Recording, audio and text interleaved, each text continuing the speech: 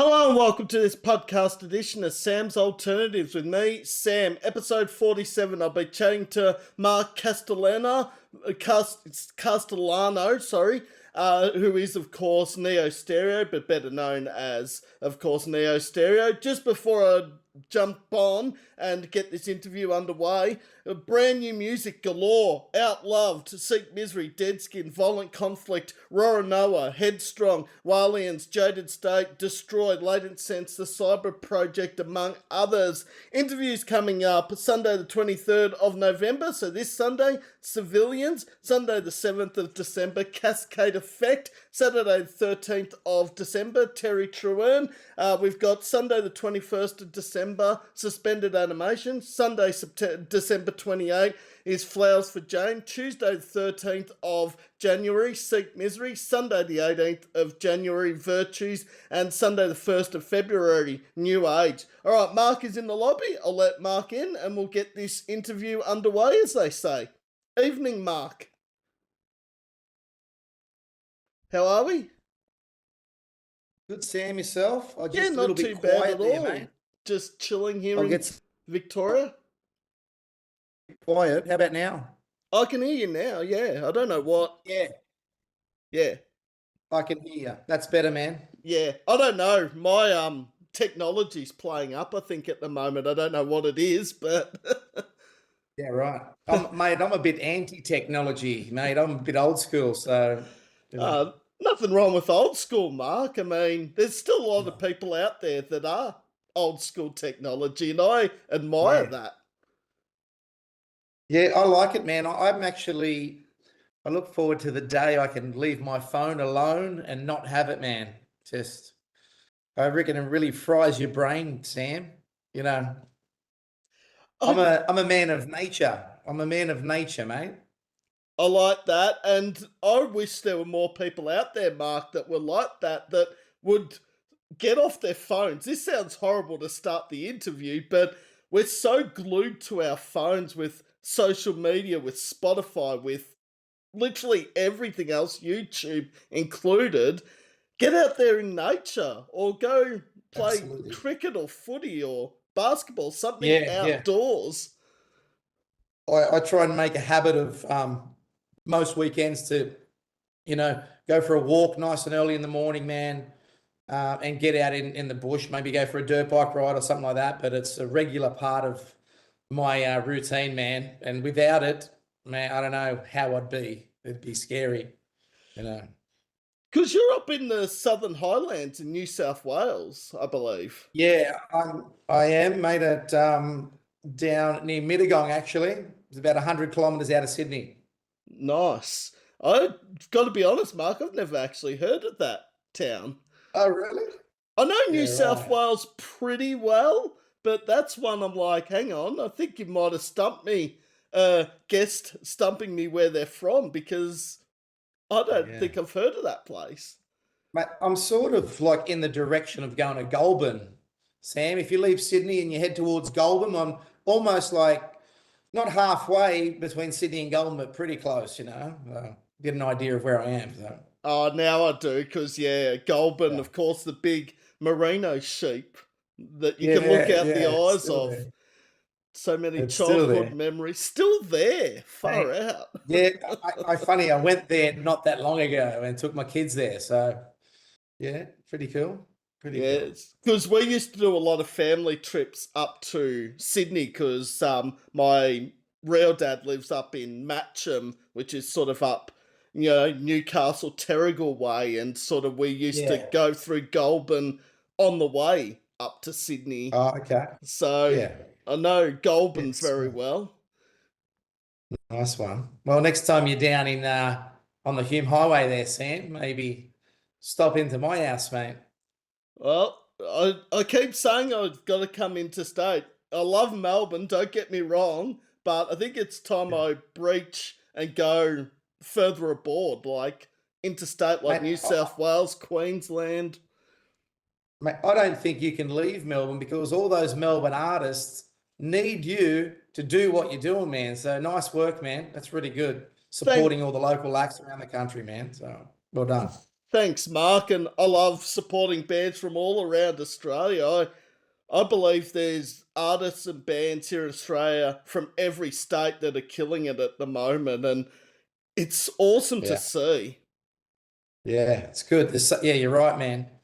You're right. And I've, listened to some of the artists that you've been pushing as well. Crazy, man. Phenomenal. These guys should be touring the world. No? Right.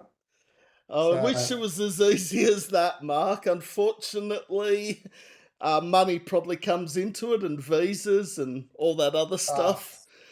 combination of yeah, heaps of stuff, man. But I think as long as you still got the passion to be writing and making music, man, I think that's important. That's the starting point, man. Whatever happens after that, don't worry about it, man. Just keep writing. That's my sort of mentality when it comes to writing, is just not worry about Spotify numbers or who's listening, man. I just focus on the writing, and whatever happens, happens, Sam, which is pretty cool. Oh, I totally agree with that. And that's very sound advice too, Mark, because I think we get caught up sometimes as bands and artists, like with the Spotify numbers and how much royalty and all that you make. But at the end of the Yeah. day, if you're enjoying what you're writing and producing, that's the most important thing as an artist or a band. Yeah. Oh, for sure. I actually think, and my mentality now as I'm getting older, mate, the days of wanting to be a rock star or making millions of dollars and touring around the world, the minute you put that behind you and forget about that, just write music, man. Like I feel like I'm writing the best music of my life, but you got to get rid of that idea, man, that, being a rock star and making millions and touring the world, forget about that. Just focus on the music, man. And that's where I'm at, man. And for me, I've had that mentality for a while, but writing my best music, and whatever happens with Spotify numbers, or it doesn't matter to me, man. It doesn't matter, because I'm still going to be writing. I'm still going to go to the studio, and some people are going to like it and some people aren't, Sam. So Well, a lot of people are liking Get Up Stand Up. I've seen the numbers. It's over yeah, 26,000 streams, which yeah, is it's been impressive. it's been awesome, man. It's been awesome. Yeah, getting heaps of good reviews. There's only been good reviews, and not only to have Triple M pick it up as well on, I think, one of their home and hose programs or something like that nationally. It's been awesome, man. So yeah, I'm going in the right direction. That's for sure, Sam. Which is really good. Good feedback, man. Well, I'm loving it. I listened back to your back catalogue as Neo Stereo. For those that don't know, Mark Castellano, sorry, I'm going to get that right eventually at the end of the Well, interview. my stage name is Mark Cassius. It's a bit shorter and a bit easier there, Sam. All So you right. can call me that. Mark Cassius is cool. Okay, Mark Cassius. So if people hear me try to say the real name and stuffing it up, that's No, me. that's all good. So Mark That's all good. Cassius, aka of course Neo Stereo, is my guest on this YouTube WebEx podcast interview. Get Up Stand Up. I can't believe it's been out 2.5 months, which it doesn't feel that long. Not really, man. It's just you work so long to get to the point of releasing music. And sometimes I don't know, man. Once you do it, it's like, okay, what's next, man? So as much as I want the song Get Up, Stand Up to be dragging on, for me, I've just got to move on, let that do its thing and move on to the next, But yeah, it's been awesome, man. It's been an awesome journey. And from when that started writing that song to now, there's many, many months and maybe years in between there, Sam. It takes a while to start the concept of writing and then actually going to the studio and then finishing it. And man, I couldn't tell you, but it's over a year at least, because I'm always working on 4 or 5 songs at the same time as well. So And another thing into the plays, of course, the money side of it, like recording absolutely. songs, EPs, albums, isn't cheap, as most people would know. Nah, man. Nah, I'm sort of just saving money where I can. I'm lucky my friend owns an amazing studio in Gosford called The Grove. So he's always looking after me with the studio. We go to the studio. So Yeah, that helps. But yeah, the budget for sure, man. We're independent artists. There's no real income coming in. Sam, I always say, with my music, if I was running a business, I would have been bankrupt 10 times over, man, and would have closed the business up, But Oh yeah, it's yeah, yeah. But it's all right. We just keep making music, man, and as I can afford to, go to the studio and keep chipping away, man. That's all. and that's the important thing, and getting it out there. And independent artists, there's, I think, an abundance of independent artists and bands out there at the moment that are doing really well. And we will get on to how I got in contact with Mark Cassius, or how I came across Mark, in a little while, because there's a certain person that deserves as much a credit as I do, probably more, in Glenn Fogwell from Shotgun Mistress, who does a lot of Yeah, the he's Australian good. radio promo. He's good. He's good, Mm. Glenn. He's been looking after all my releases from day one. Released my debut album in 2023, and that released maybe 3 or 4 singles after that. And Glenn was always a supporter of what I was doing, man, and amazing. He's the reason probably why it's come to you and all the radio around the country, man. So I don't know, when you're onto a good guy like him, I like to stick with those guys, and they're just down to earth. You can talk to them, and yeah, really helpful, man. And for sure, definitely, they need some credit for you getting my name out there for sure. It's and like last week's interview, actually, about four of the last five interviews have actually been set up by Glenn, because last week it was Right. David Jones, a few weeks before that Graham Warrington, now Neo Stereo, and Glenn always Cool. sends me an email saying, "Do you want to interview this band?" I'm like, I've got to find the time, obviously, because Yeah. they're so many bands that are wanting to jump on, which is awesome, Cool. obviously. But yeah, I'll just say, look, I'll send you through a few dates and we'll work something out. So this has been planned, I believe, for about Yeah. 2 months now. So Yeah, I think so. I think so. Actually, this is the last on my list, Sam. Mate, I've been doing radio interviews pretty much since March, and this is the last one of the year. And I look forward to having a bit of a break, actually, because I do like it, but sometimes you just want to switch off and focus more on the music and not talking about the music. I just want to make music, man. no pressure on Sam tonight, by the way. Last Nah, it's good. I'm interview. enjoying this, man. This is really good. Having a good time, man. Thank Uh, you. I love this set out and the sort of using WebEx, because I used to do a lot of audio podcasts. At first, with the WebEx, I was like, oh, it's a bit different, bit nerve Yeah, wracking, right. because you're sort of being visualized. But now it's So sort of good. like, nah, all good, doesn't bother We're me. good looking. We're good looking guys, Sam. Don't worry about it. Well, you are, Mark. I don't know about Oh, me, come on. but We're good. All, as long as you're a good person, man. Hey, good things happen to good people. That's what I think. absolutely. And yeah, I've loved all the guests I've had on, and we haven't even started asking questions, and I'm already loving this interview. And we're Oh, is only there is there questions as well, mate? I didn't oh know that. shit, yeah. Yeah, Yeah, Sam does have the tendency, Mark, to ramble on. So if you hear me it's all talking good. about stuff that's not It's all good. related to Neo Stereo, just say, Sam, shut up, please. Nah, nah, nah. It's all good, man. No problem. But of course, this episode will be uploaded tomorrow around midday, plus a Spotify playlist with Neo Stereo, including the song I just mentioned about 2 minutes ago, and Get Up, Stand Up, and Ballerina Girl. Time has gone. There's a few Close. there. There's a few Yeah. there. There's a few there. It's nice to see them on Spotify. It's actually when you get it on there, there's a real sense of achievement, man. It all builds up to putting it on Spotify, man. Yeah, being in the studio and writing and recording, that's one thing, but when it's actually mastered and finished and there's artwork to go with it and you upload it to Spotify, there's a moment of, wow, man, there's another, did it again, so it's a pretty cool feeling. And then I just go back to normal after that, done, but it's a good feeling, man.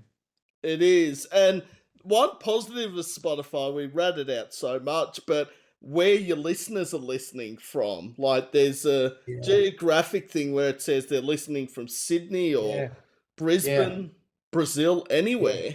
Man, I'm getting so much from South America, which is cool, And even what's really cool is that function for sure. But when you actually go onto the back end of Spotify, and you can see how many are playing it right now, that's pretty cool. When you see there's 100 people playing your stuff right now, and for some people, maybe 100's not a lot, but for me, man, that's pretty. Man, I love it. That's awesome, man. That's 100 people. You know, I love it, man. It's really nice to go, okay, well, someone's put it in their Spotify list and they're playing it, man. It's pretty cool.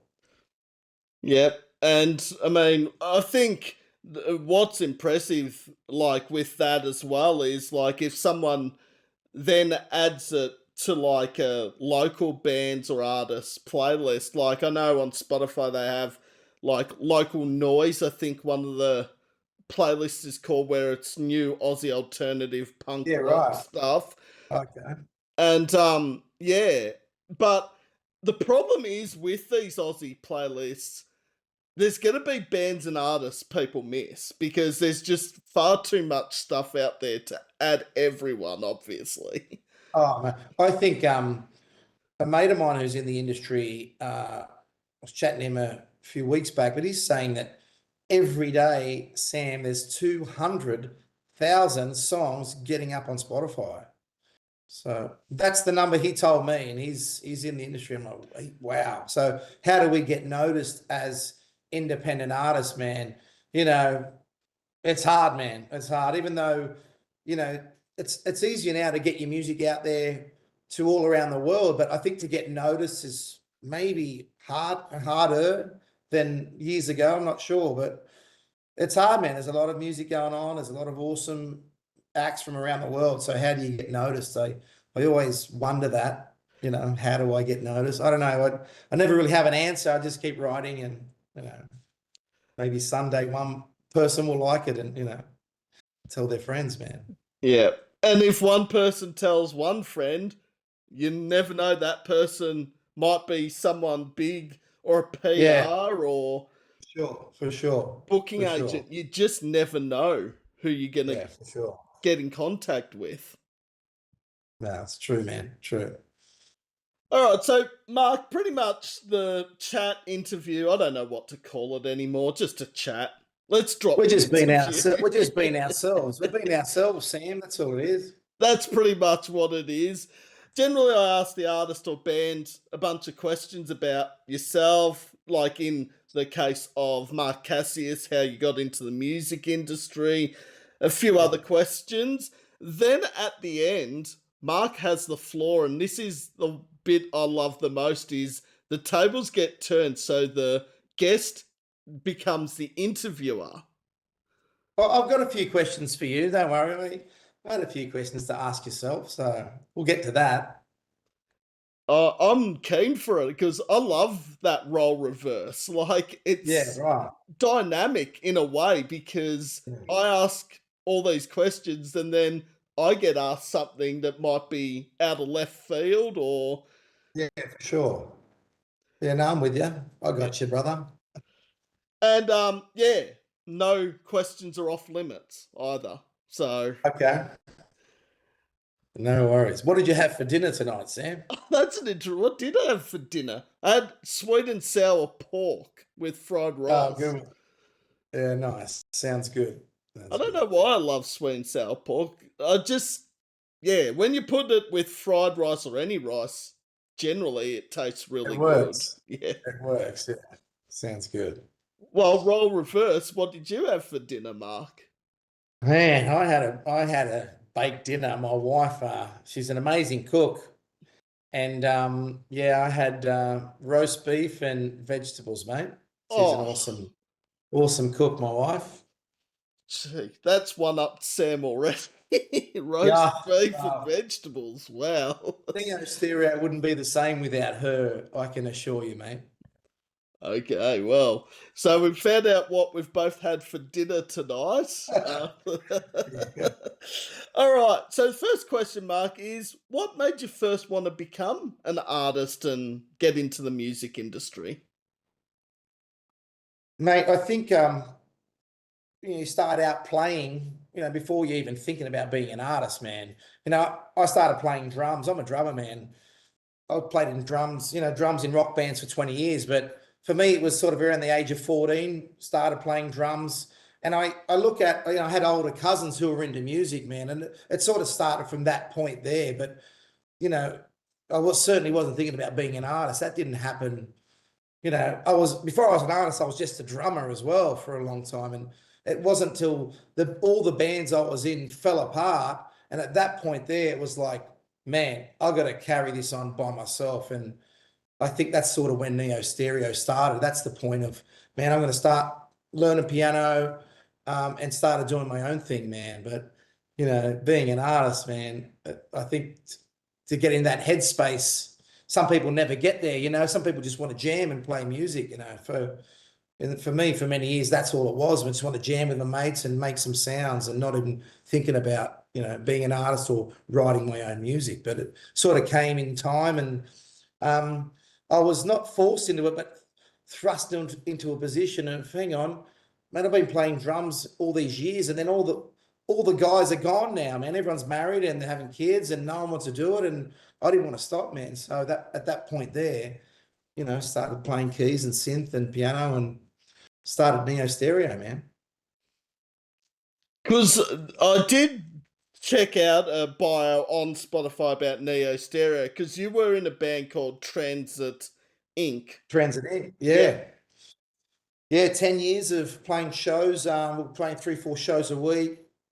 Record our debut album, just about to get into second album, and it all just crumbled, man. And it's, part of me still upset about that because, man, we're on a mission, and everything was happening, and right at the moment of the second album, it just was gone. And, so that sort of pushed me more into doing my own thing. One of the things was I'd never let myself down, I always show up to rehearsals with Neo Stereo. I'm always there. If I, make a date, I'm there. So I was sick of getting let down, people not showing up. So I'll never let myself down, man. I'm on a mission now, Sam. So And obviously, what Mark said there is 100% accurate. Things do change with members of bands, like obviously yeah, families, work, maybe they situations, move yeah, away. Yeah. sure, for sure. But yeah, I don't know. It's disappointing, man. And I'm sure it's almost like if you look at artists, I'm in my 40s, but if you look at and ask artists in their 40s, how many bands have you been in and how many have failed? That I reckon I'd say 98% of them failed or collapsed at some point, man. I don't know. There's just a small margin of being in a band for 20, 30 years and it keep going. I don't know, man. You look at, some of the best rock acts in Australia, the Living End and Powderfinger, even though they're finished, but Living End's still going. Phenomenal, man. But I think it takes a certain trio or, group of guys to stick that out for that long, man. Grinspoon as well. So I don't know, man. I think it's a hard situation. And I think it's finding the right people to gel for a long period of time, Sam, Uh, anyway. Well, and they're perfect examples there. I mean, Powderfinger, Living End, Grinspoon, Body Awesome. Jar. Awesome. Like, Awesome. yeah. I You mean, know, I love it. I love it. It's just the bond that they have together, man. There's something, it's not just the music, it's those guys love and respect each other and they don't want to let each other down. And that's their commitment, man, to the band. I think that's the difference of it working and it not working, man. Those guys committed to each other, man, like a marriage, I suppose. But And a couple of them obviously did solo careers in there, like obviously Bernard Fanning from Powderfinger. Yeah, yeah. But And even something for Kate as well. Is it Paul Dempsey? Man, Paul, playing shows, phenomenal, man. What have to be one of the best songwriters in the country, man. That you know, it's Paul no, Dempsey, but amazing. amazing artist, and I was a huge Something for Kate fan back in the late Yeah, '90s, and then obviously 2000s when like Monsters and Three Dimensions was out, and yeah, yeah. I think he's just such a talented songwriter, Paul Dempsey. There's a few of those guys, not a lot, but we've got some great talent here. That's for Australian music. and I guess on the topic of longevity, I mean, even though there's only two of them left, but ACDC is probably the another example where you think, well, I mean, they've been going for 50 plus years. How Biggest, did they do that? Yeah, yeah, probably the you know, biggest band Australia's ever seen. I mean, yeah, I it's. agree. Oh, Crazy. Something worked, a partnership between each other. They respected each other and got on with each other. Yeah, so I think that's a hard combination to find when you look at bands, that's for sure. yes, because obviously there are egos in the music industry and in bands, obviously, but if you all gel well together and there isn't in band fighting, as they say, it can Yeah, work. yeah.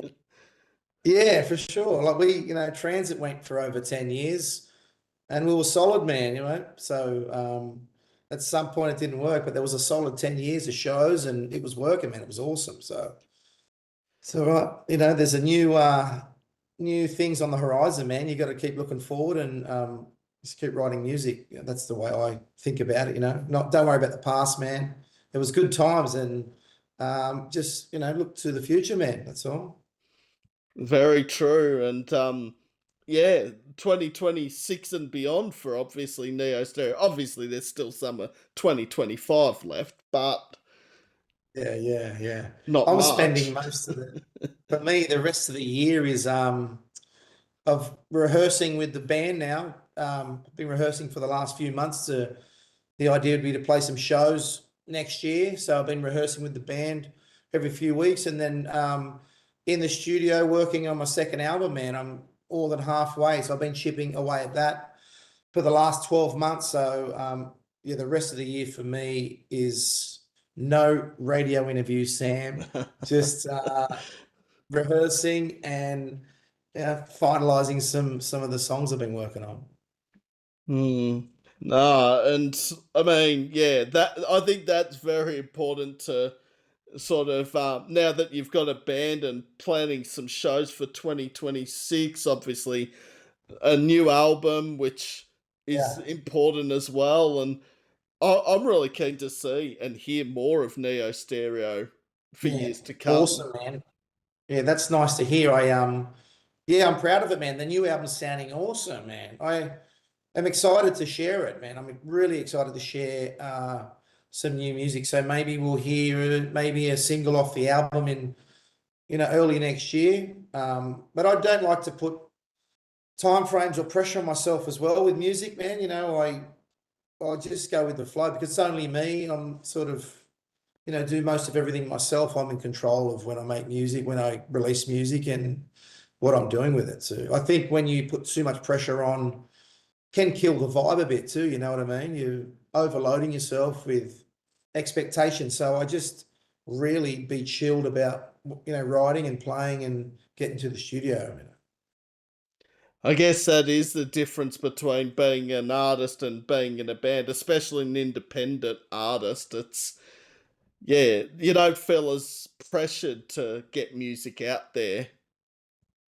No, like even with our rehearsals, with the guys, and when I form this band, because remember when I'm in the studio, I play drums on the album, play keys. So I didn't take a band to the studio. I just took myself and my producer, and worked the songs up in my home studio here where I am. But so for me, getting a band together was a bit scary. Like, who's the bass player going to be? Will I like him? Will we get on? Who's the guitarist going to be? So I'm lucky enough. I know the bass player's been a mate of mine for a long time, and I said to him, I want to put this together. I want you. It's got to be you. I'm not going to do it without you because I needed someone close. I needed someone that like a brother, man. Because bands are about, that tightness, man.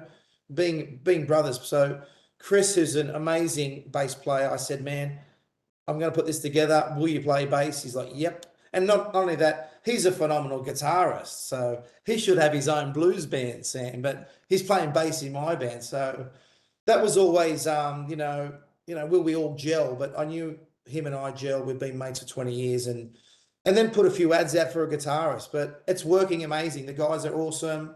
We're just trying different drummers out at the moment. So if you know any drummers in Sydney that want to play in Neo Stereo, we're having auditions.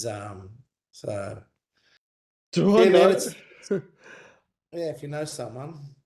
I can think of a couple, but I think yeah, I don't know if they're the right genre to Well, go that's what with I mean. Neo And it's Stereo. it's it's a fine line of bringing artists into a band, and and that's the thing, Sam. It takes time, man. So.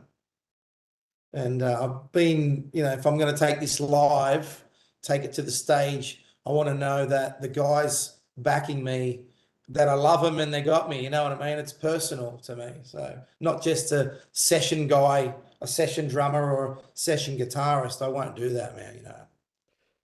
I know a lot in Melbourne, but there's the issue. Melbourne to Sydney, travelling Yeah, to it might be a that's bit cool. difficult, but I know at least five good ones in Melbourne. But yeah, that's no Yeah, help right. to this situation. No, no, no, no. Then Anyway. again, I have seen some bands work where there's a member from a different state to the other band, other members of the band. Yeah, yeah, there's a bit of that going on. But for me, again, it's personal, man. I want to jam with the guys in a room, man. I want to look at the drummer who's standing over there and, I want to give him a high five after the amazing song we just smashed out, It's personal again. But Yeah. Well, if any Sydney drummer is watching this interview, get in contact with Mark Cassius. for sure, for sure. Be And good. yeah, join a great music artist band and watch Neo Stereo explode, literally. Not I not like that this. idea, Sam. Sorry, I probably should have worded that better. Explode in the scene, like make a name Yeah, for themselves. explode, not implode, explode, Sam. Yes. I Sam's like book. it. I think some of my words tonight aren't coming out the way I want them to come out, but I think people will get the gist of what I'm saying by the end of Oh, this. I think it's good, man. It's good. Good one. So, what we sort of have already spoken about this, but overall, what has the response been like for Get Up, Stand Up? Awesome, man. Awesome. There's been plenty of reviews in publications, man. Not a bad word, man. Awesome, man. Having Triple M on board, there's been some commercial radio play nationally. It's been really good, Sam. Really good. People loving it. It's a good rocking track. And I don't know what to say, man. Just, being great feedback, man. Really good. It's That's encouraging, when you get that feedback, it's definitely encouraging to carry on and keep going. exactly. And even if it's one person that has sent the feedback, one person means as much as 100 people responding. Yeah, absolutely. Yeah. Yeah. But there's been, even reviews when people review your songs, I don't, it's great to hear, but even if there was bad reviews, I would just still brush them aside, man. I remember when back in the day when I started Neo Stereo and played a few shows in Sydney, and there were some bad reviews, Sam. But it's almost like I think you've got to get some bad reviews, and you know, not everything's smooth sailing, man, for independent artists. We've done gigs where there's no one there, zero, just the PA guy. There's been those times and there's been bad reviews, but I've always just pushed them aside and not fuss too much about what people are saying about it. But no, but it's all been good, man. But I don't know. There's part of me, wants a bad review so I can then go, okay, he didn't like it. Why? Why didn't you like it? Maybe it's something I need to work on as well. You know what I mean? So for me, man, good or bad reviews, I think you can learn from both of them, you know? Well, maybe I'm not saying do this at all, Mark, but like maybe do I'm a going to do song. it. No, I'm no. going to do it now. I was gonna say do a song that's not Neo Stereo like, and then people that are listening to Neo Stereo go, "Hang on, is this the same artist?" That might. Yeah. But then again, they'll probably give a good review anyway because they loved everything before it. So I don't know how you. Yeah. I don't know. I don't even, you talk about, Neo stereo and this, sound, or it's funny because when I'm in the studio or when I'm writing, I actually don't think about the direction. Well, I think about the direction of the song, but I really don't think about how it's gonna sound. I just let it be, man, and it almost finds its own direction itself. So, people have asked me, what's the Neo stereo sound? And the answer is, I'm not sure what it is. Depends what day it is sort of how I answer that because I don't know, man. I just let the music sort of write itself and whatever direction, it goes in, it does. Like if you look at Ballerina Girl, I'm not sure if you heard that song, Sam, and then you look at Get Up, Stand Up, man, one's all, you could be from two artists there, you know what I mean? And one's really soft and sensitive and written about my daughter, and then you got Get Up, Stand Up, which will smash you in the face, you know what I mean? So I don't know. That's what happened on that day, and I like that idea, and that's the Neo stereo sound is natural writing like that, and go in the direction, wherever it takes, man. I sort of don't have boundaries on sounds and you know, where it's going, Because I did I shouldn't admit that I look and stalk Facebook artists or bands. That sounded really weird saying that, but I did see the story behind Ballerina Girl because Yeah, cool. there was a video that popped up on my newsfeed because I follow both Mark Cassius and Neo Yeah, Stereo. So, yeah, cool. and it was really Nice. interesting. I love when a band or artist put something up on whether it's YouTube, Facebook, Instagram, whatever the platform is, a story behind what the song's about. I think that's amazing. Yeah, yeah. Some artists don't like to do it. It's too personal, Sam. You know what I mean? But I think I grew as an artist the minute I started releasing music, and I didn't worry about what people would think. I think that's where the best songs come from. Like Ballerina Girl is really personal to me. And maybe 10 years ago, I would say, no way I'm going to release that. It's way too personal. It's really soft, but the day I dropped that idea of, worrying about people and what they're going to think, man, that's when you write the best songs. You know what I mean? Because it is personal, and I don't know. There's people can make a connection to it, but yeah, pretty special, man.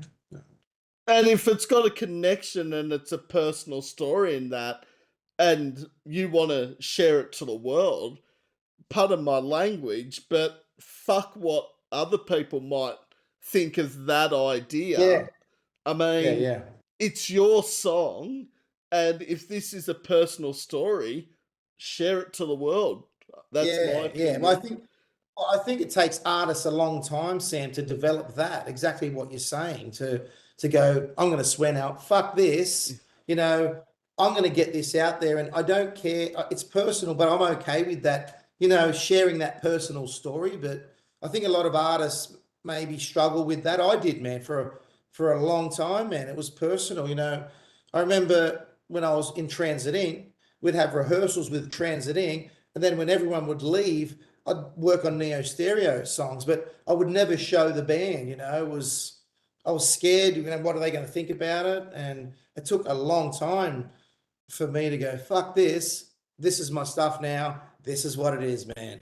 You don't have to like it, but here it is. And from that point, my songs definitely grew, and I think it's important for an artist to think about that. That moment of just let it be, man. It's okay. It's personal. People will some people will like it, some people won't, but people will like it, man. Let them hear it.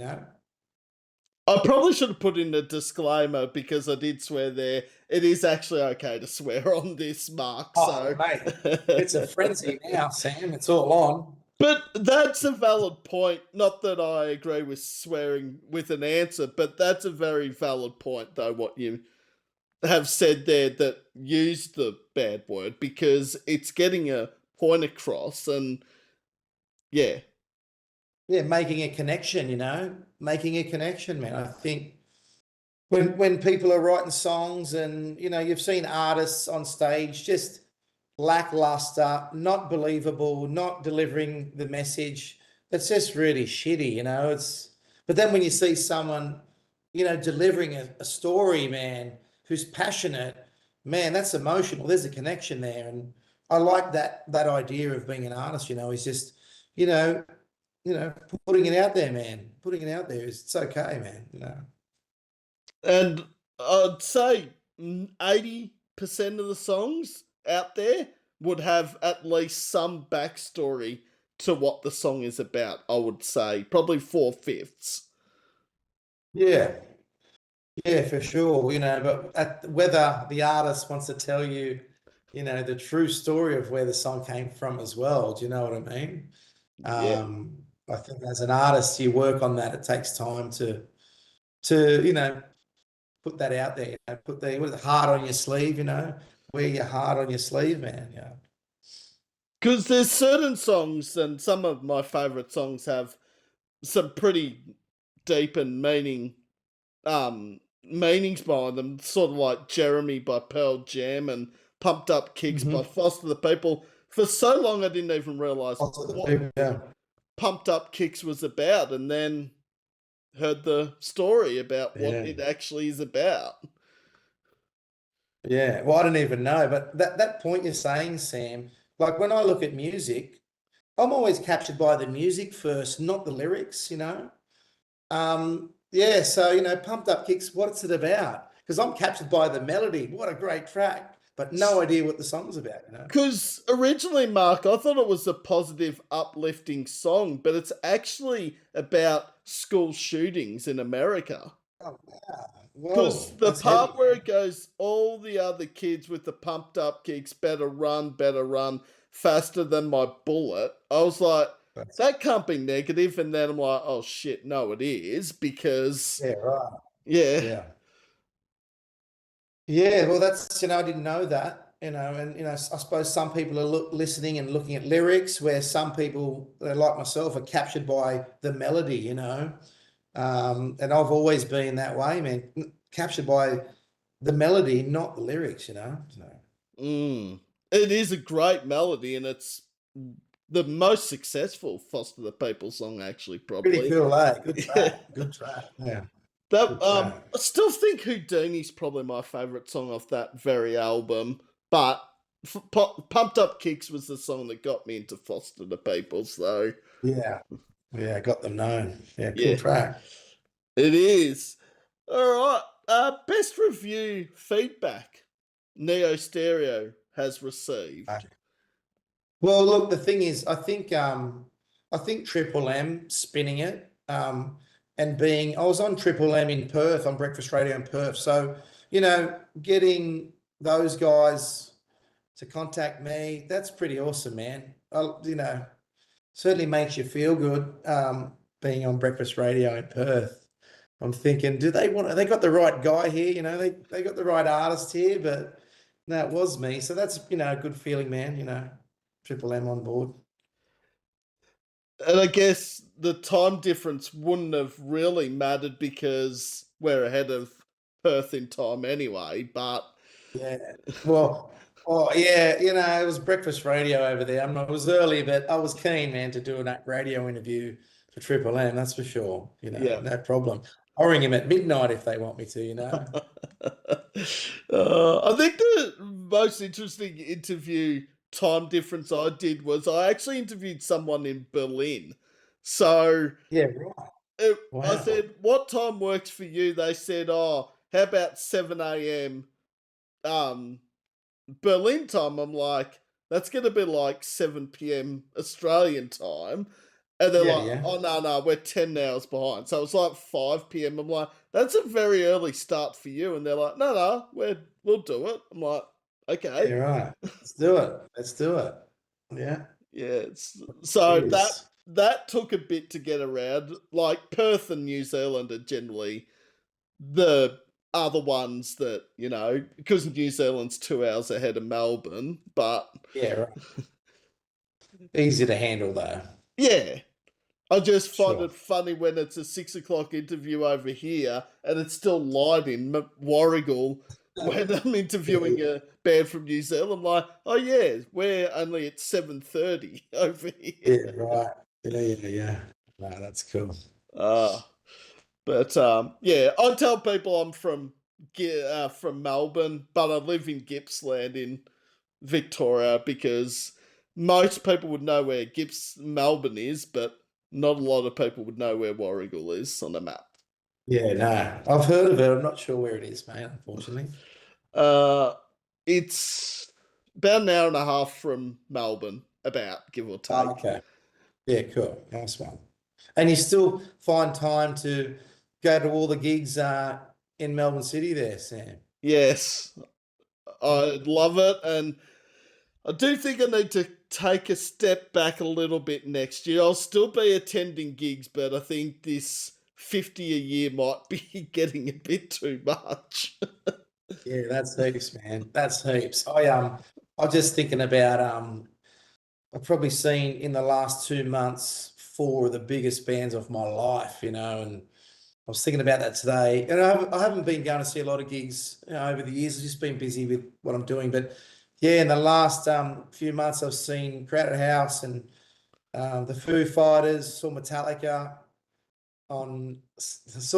Saturday night and the Pixies on Friday night as well. So Mm. awesome, man. Awesome few months of live music for me. Some big names in there. I I mean, know, man. I know. This it's almost like, you know, the powder, not powder thing, sorry, Metallica and the Fooey's, man. Wow. Like I think of all the concerts I've been to in my life, and just two massive ones right there in a space of, months apart. So yeah, it was pretty awesome. And then to see Crowded House as well, have been on my list for so long. So to see those guys, amazing, man. And the Pixies on Friday night at the Hordern Pavilion. I'm not a massive Pixies fan, so I took my son there, who's an aspiring drummer, and they were, man, so good. I loved it. Converted. So pretty cool show. I've got to be honest, outside of Where Is My Mind, I actually couldn't tell you another Pixie song. Mate, well, outside of Monkey Goes to Heaven, I couldn't tell you another Pixie song, Sam. Okay. I'm with you, but when you see a band like that have been going for so long, man, and they're probably in their 60s, just so tight, man, tight as a band. And like we were talking about before, that camaraderie, that brotherhood, that's in the Pixies, man. And that's why they're phenomenal, man. Just amazing, amazing voice. The band was as tight as any band you've ever seen, man. And some crazy songs, man, really unusual how they've written their songs. They're really odd, strange to me, but man, it works, man. Really good, super talented band, that's for sure. No, I can never remember. I know they did a song for a movie soundtrack, Where Is My Mind? And I can never remember what film it's from, whether it's Train Spotting. Yeah, I've just, right. I've gone completely blank. Like, if I had IMDb in front of me right here, right now, I could probably tell you, but Yeah. that would end the meeting, which I don't want to do yet. Yeah, no, no, no, no. Yeah, I'm not sure either, but man, they were awesome live band, crazy. And I actually think they're going to New Zealand after this. So And Metallica, like I've heard some pretty good reviews about Metallica, and then some people that are the old school fans that didn't enjoy it as yeah, much. I heard the same thing, Sam. The same thing. The old school guys didn't like it because of the set list. But I actually said to my mate who's a Metallica freak, I didn't like the set list. And then I thought, well, think about it, right? You've been together for that long. How hard would it be to put a set list together to accommodate, 40 years of Metallica, man? What a tough job that would be. But I thought it was phenomenal and probably the biggest and best show I've ever been to in my life, man. It was that good. And, they sounded that great. And James Hetfield, phenomenal. Kirk, Lars was on it. Man, amazing, memorable, and eye-opening, man. Big time. Because I saw Metallica, I think it was the Death Magnetic tour back in like 2009, 2010 ish at Rod Laver, and they played with Lamb of God and Baroness. And for me, that was insane. You're a big hard rocker from way back, Yeah, Sam. it's showing my age, Hard aren't I? rock. Heavy. That's cool. That's good. It's good. I think a lot of people get surprised though when they look at the playlist I put together because there's all this heavy stuff and then there's the complete opposite of heavy, and Yeah. it's good because if it's all metal or if it's all punk or rock, it's not really an I'm like, alternative playlist. yeah. I'm like you, man. I always think about music, and I've been asked, what type of music do you like? And I always say, depends what type of mood I'm in, because it's really broad for me, and it sounds like it's a bit the same for yourself. That, it depends what type of mood you're in. If I listen to Metallica or going to go listen to Tracy Chapman, it's very broad there. So, Yeah, and I guess we've all got guilty pleasures. I certainly do. yeah, yeah. What's yours, Sam? Oh, do I admit this over WebEx? Or probably people already know it. Well, I think you should, because if it's music, it's okay. My It's guilty music, it's pleasure okay. is Backstreet Boys of all bands. We all went through those times, man. Like I used to listen to like Bobby Brown. Start off listening to hip hop. The first album I bought was NWA Straight Outta Compton, man. When I was like maybe 12. So it depends. I think music can change personally. You get older. You're influenced by different things, and someone shows you something else. And I'm a massive, big Michael Jackson fan. Think his songs are phenomenal. But then again, still listen to Metallica and Tool. So I don't know. I think if you love music, it doesn't matter what you listen to, man. Just No, it's okay to talk about it. Uh, Beastie Boys were another guilty pleasure, but that's not a awesome, bad guilty pleasure. awesome. That's good. Run DMC and Public Enemy, absolutely phenomenal, man. Back in that time, So Oh, we had plenty of. yeah, that old school hip hop that we're talking there, and NWA falls into that category as well. Man, like when I heard NWA and then Run DMC, man, I'm thinking, and I'm young too, but I'm thinking, is these guys have got heavy guitars and drums and they're rapping, and I loved it, man. I love that, man. Run DMC and Beastie Boys and NWA was groundbreaking for me when you're young. It was a starting point for sure. Speaking of NWA, did you ever actually sit down and watch Straight Outta Compton? Yeah, yeah, I did a few times. Crazy Yeah, story, eh? like I knew a fair bit about NWA, but that movie just opened my eyes to more about them than anything. Yeah, yeah, yeah. What a time to be, doing that, man.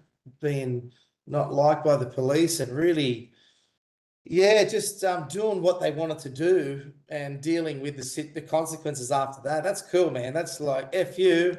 This is what's going down. I think that's really good. I like it. Probably why they were so great as well, right? And loved because, you know, what they stood for. Exactly, and it was sort of the killing in the name of the '80s. F the police. Mm, mm, Like mm. it had that much Yeah, influence. big time, man. Big time. That song probably in particular probably gained them 100 million fans worldwide, probably, but yeah, super risky. And they pulled it off, man. And good on them. to Man, NWA. amazing. Yeah, right. I'm not sure how many records they sold, but that Straight Outta Compton was big, man. Real big, you know. Even the title track off that album is personally probably one of my favourite NWA songs. What was that, Sam? What's the The what was it? title track Straight Outta Compton. Oh, Straight Outta Compton, yeah, for Yeah. sure. Yep. Man, like I even listen to NWA, not all the time, but a couple of times a year I'll spin Straight Outta Compton, man, and it's almost I could be a backing singer for NWA, man. Know all the lyrics, they're pretty cool, that's for sure. I remember the day I bought it was an NWA cassette Straight Outta Compton, super young. And I remember we were in the city in Sydney, and I bought the cassette and I gave it to my dad to put it in the car on the way home, Sam. Yep. That was a bad idea. Oh yes, that's not a good Yeah, idea. that was a bad idea. Yeah, I remember that. I remember that. And he didn't like it at all, man. It went straight in the cassette and came out about 5 seconds later. Yeah. Mm, We used to do crazy. the road trip, the mixtape on cassettes, and my brothers were diehard, Corn, Limp Biscuit, Deftones fans, and every song nearly we'd have to yell or do something when a bad word came on to distract All mum right. from wondering, Yeah, yeah. because she's like, why do they keep saying my name? And we're like, the lyrics, mum. Yeah, yeah. I think I've done a bit of that over the years too. I think I do it now with my own kids. If there's a swear word coming up somewhere, I'll scream out something. It got a bit hard if someone had "Killing in the Name" on a cassette. That last Mm. chorus might have been a bit difficult because you just have Yeah, to say it yeah, every 2 seconds. yeah. That's true. True that. True. Oh, all right. Which band artist anywhere in the world, alive, not alive, would Neo Stereo like to be the support act for? Man, where would I fit, Sam? Where would I fit in that? You know, I'm not sure about that one. But hey, you'd love to support the Foo Fighters, but I don't think Neo Stereo would go down with the Foo Fighters crowd. Um, but that's pretty cool. Where do you think I'd fit, Sam, as a support artist? Support You art, know, yeah.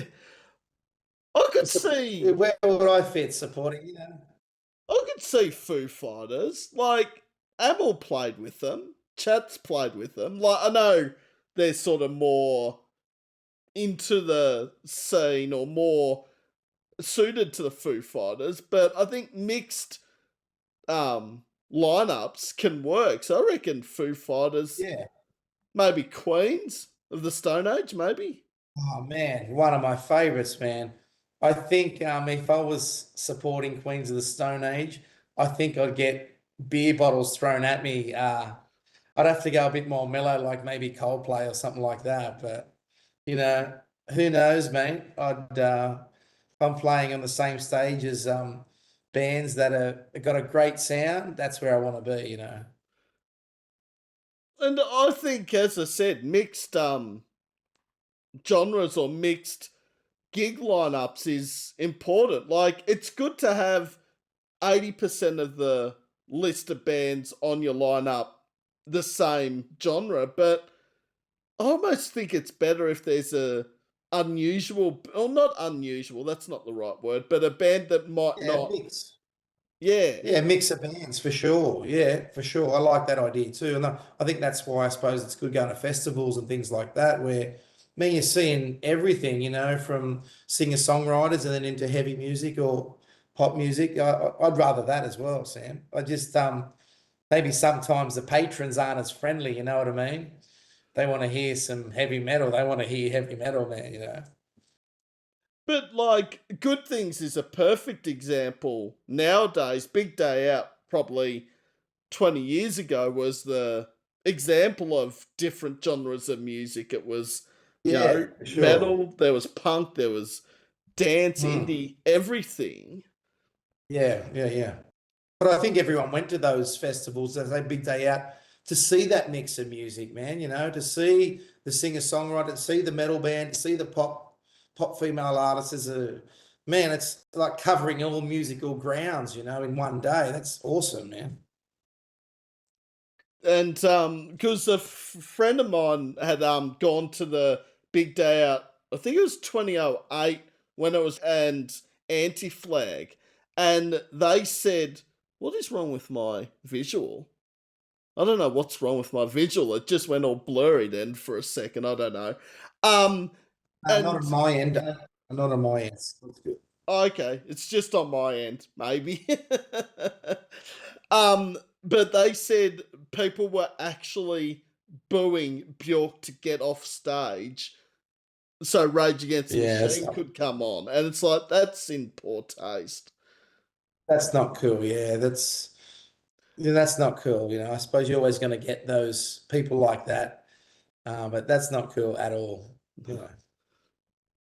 Because I actually don't mind Bjork. Actually, that'd probably almost be another guilty pleasure of mine. Some of No, her I'm with stuff. you. I'm with you. Amazing, super talented, unusual. I like that sort of odd, abstract music. I think she's awesome, man. I listened to Bjork growing up, man, and like, who's this? It was just strange, and I think that's what makes it cool is unusual. So, Because the song that probably everyone would know from Bjork is "It's Oh So Quiet." Obviously, there was human behavior in that, but it's so quiet. It's just a film clip that she's sort of in this store, and then she goes out onto the street with this choreographer doing all these dance moves throughout the whole yeah, right. video clip. It's just an Yeah, incredible video. I don't remember that, but yeah, she was a unusual artist, and I think that's why people loved her, man. She was doing something different. Icelandic as well. I'm trying to think of Yeah, any other bands or artists that I know that actually have had as much success from Iceland as Bjork did. yeah. She would have worked hard to, get herself out of Iceland to the world. That's for sure. I do sort of think it was a bit of a coincidence that she was in a band before she became an artist called Sugar Cubes, given that Oh, right. Iceland Yeah, I would didn't be know. cold. Yeah, yeah, yeah, yeah. Should have been called Ice Cubes. Might have been more appropriate there. Well, obviously, it couldn't be called Ice Cube because that'd be copyright. Well, it could have been the Ice Cubes, maybe, Sam.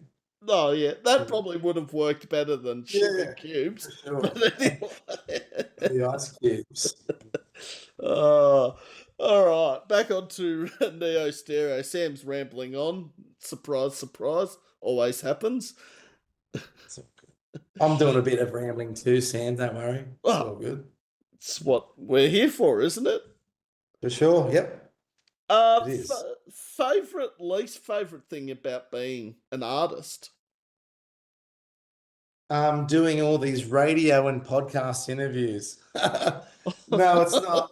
It's not. I tell you what it is. I know exactly what it is, and it's the whole marketing behind, the music, and you know, people tell me it's 80% marketing, 20% music, and you know what, Sam, when you're by yourself, mate, it's almost like you need a background in marketing, and I'm not that guy, man. I just want to make music, and I really don't like all that stuff that goes on behind that I have to do, but I just wish someone else would do it for me, man.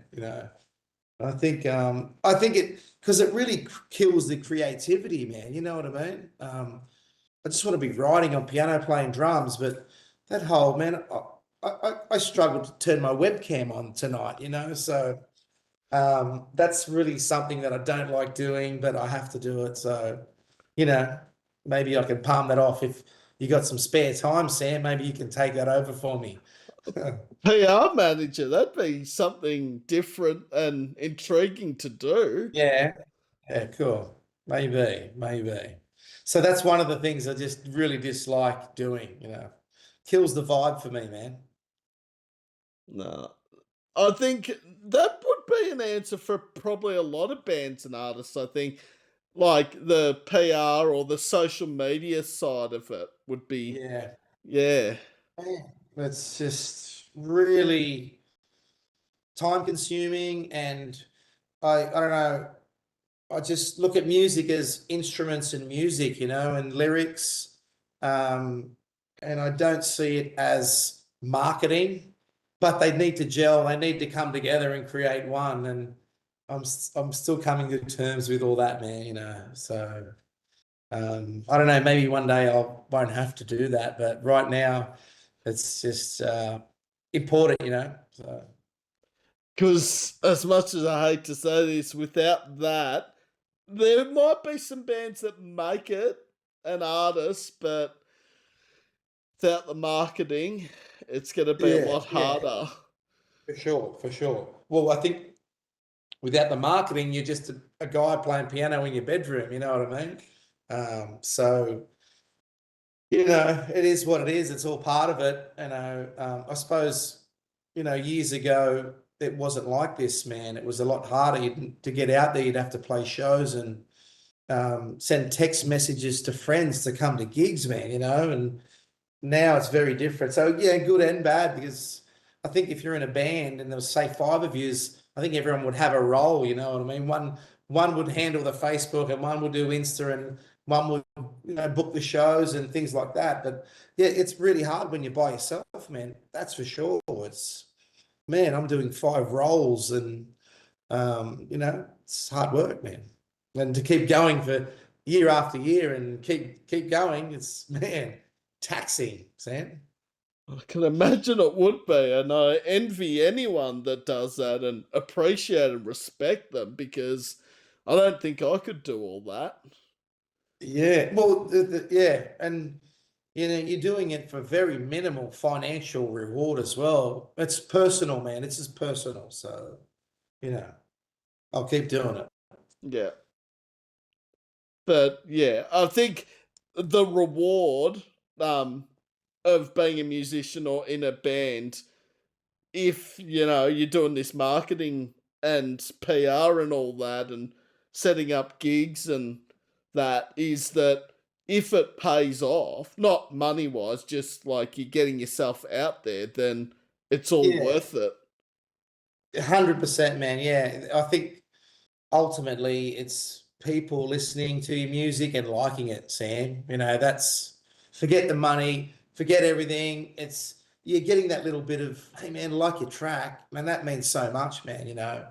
And I think maybe deep down artists always want to hear that about their songs, you know what I mean? So, Yes, certainly do. And feedback is very important to bands and artists, and reaching out to bands and artists. Like a lot of people will say, "Oh, I love this song," but they won't actually go and let the band or see artist them. know. Yeah, yeah, I get that. Yeah, I know what you mean. It's like get lost in the matrix, man. Too much content, too much music, don't know who to focus on, we were talking about that before, 200,000 songs a day on Spotify. How do you get noticed, man? It's hard, mate. It's hard, but just keep writing and doing what you're doing, I suppose. Mm. Well, if that's what 1.4 million a week get uploaded on Spotify, I don't. My maths are bad at this time of night. At the best of times, but that's a lot of Yeah. songs a year. Yeah. You might want to check that figure, but that's what my friend told me, and he's in the industry, man. I'm like, are you sure that's right? He's like, yep. Like, wow, that's massive. That's Uh, nearly 250,000 songs a day. That's how. busy. Yeah. Well, he also told me that I think 80% of the songs don't reach 5,000 plays or something like that.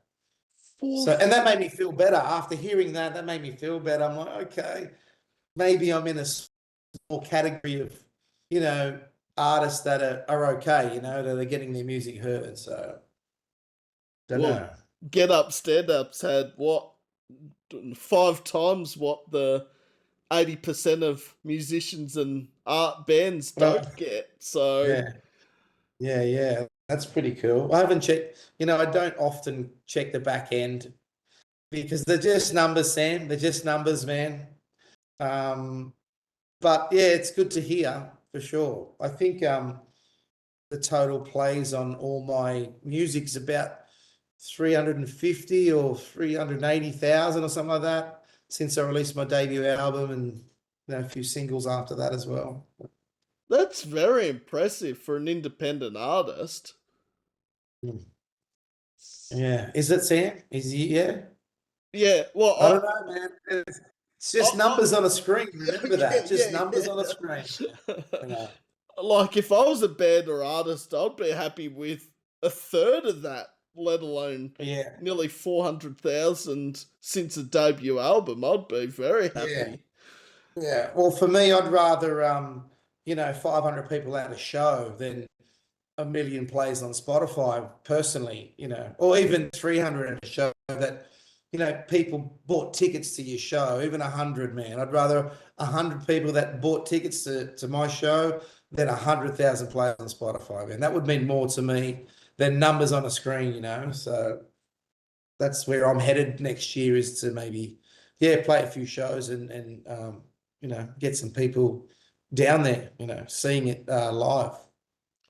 And it's important for anyone listening to get out there and support live music and the venues that run these gigs and festivals. Yeah. Not only that, even just sharing band posts and that, Sam, um, it makes a massive difference, man. And even what you're doing, what I've seen you do, and I don't know too much about you. It's only the last few months where we contacted each other, and then I started going, "Who's this Sam guy?" But I've seen what you're doing, man, and man, those bands that you do that for makes a massive impact on them getting their name out, because there's always so much content, and they get lost, man, and I think what you're doing is important, man. The bands love it. I see the comments from other bands. So yeah, you should keep that up, Sam. You should definitely keep that up, man, because we need guys like you.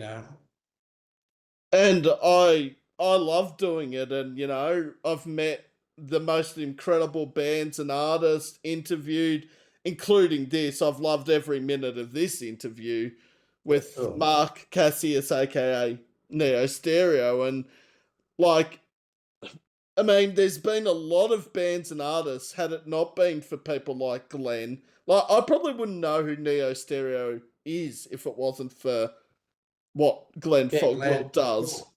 For sure, for sure. I think when you release music, there's a process, man. You can't, I always wanted to make an impact with Neo Stereo.